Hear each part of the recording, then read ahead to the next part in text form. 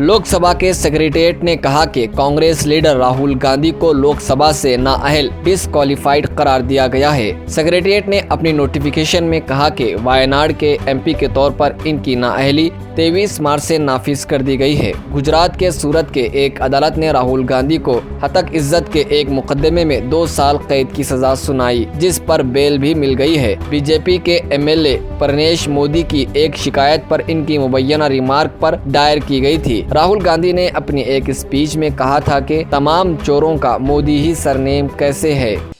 राहुल जी को डिस्क्वालीफाई करने के लिए सारे प्रयास किए और सच बोलने वालों को लोकतंत्र के उसूलों के अनुसार और संविधान के तहत और उसकी रक्षा के लिए और जनता के हकूक के लिए लड़ने वालों का मुंह बंद करने के लिए उनको सदन से बाहर डाला गया है। और ऐसी कौन सा बड़ी अपराध थी कि डिफेमेशन केस में जिस व्यक्ति को कोई संबंध नहीं है और वो व्यक्ति कोई बैकवर्ड क्लास का फॉरवर्ड क्लास का ये क्वेश्चन भी नहीं है, लेकिन जो लोग यहाँ पर से पैसे लेके भागे, जो नीरव मोदी होंदे हो, ललित मोदी होंदे हो, मल्ल्या होंदे हो, वो क्या बैकवर्ड क्लास के थे क्या?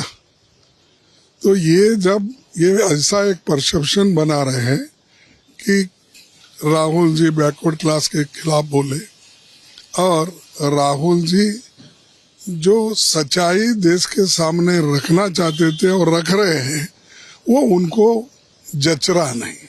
तो इसीलिए वो अगर राहुल जी को बाहर डाले तो उनकी समस्या खत्म होती है, ऐसा उनके समझ में आता होगा, लेकिन उनकी समस्या खत्म होने वाले नहीं। ये जो जॉइंट पार्लियामेंट्री कमेटी का डिमांड है, जेपीसी का डिमांड है, हम रखेंगे, लड़ते रहेंगे और डेमोक्रेसी की हिफाजत के लिए हमको जेल भी जाना पड़े हम जाएंगे। हमारी पूरी पार्टी तैयार है। अब कम से कम हमारे 100-125 लोग भी जेल गए हैं, अब लड़ते रहेंगे।